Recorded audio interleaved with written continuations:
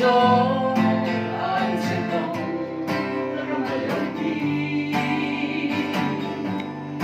luôn cần chân ta té nè là cần lẽ là tu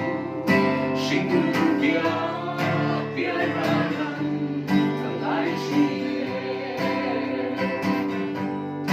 không thể thiếu đây đâu nhé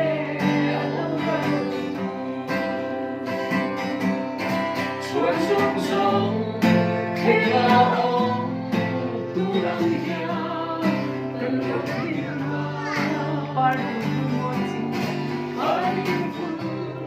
mỗi sinh chen lối xoay mây bằng hiểu đồng lời đi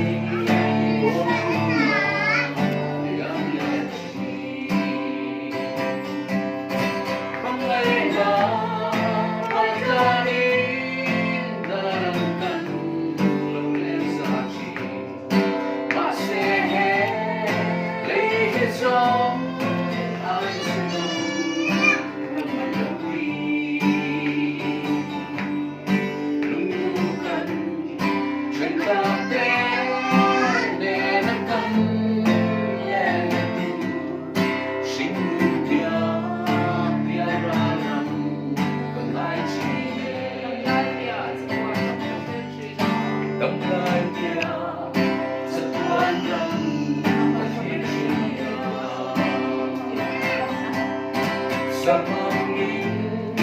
chân tế cần nhìn tô lên nhẹ nhàng xuống mắt nhà hãy xoan tu lẽ đốt suy nơi lòng chùa mong ngày tế ta được kia đã đến gần mong ngày nào toàn gia đi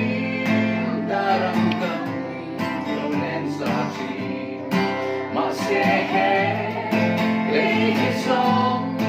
anh sẽ không lòng lòng đi luôn cần chuyện ta té để cần lẽ là tu sinh kia kia ra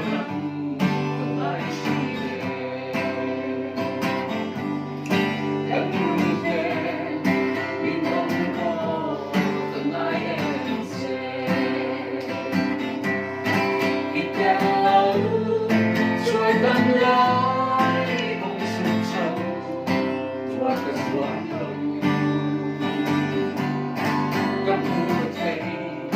subscribe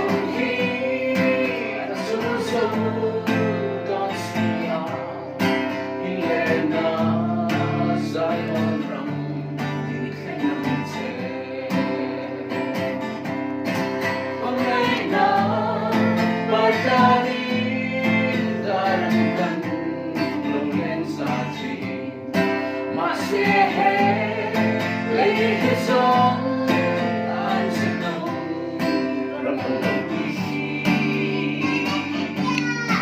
kênh Ghiền Mì Gõ để không bỏ lỡ những video hấp dẫn.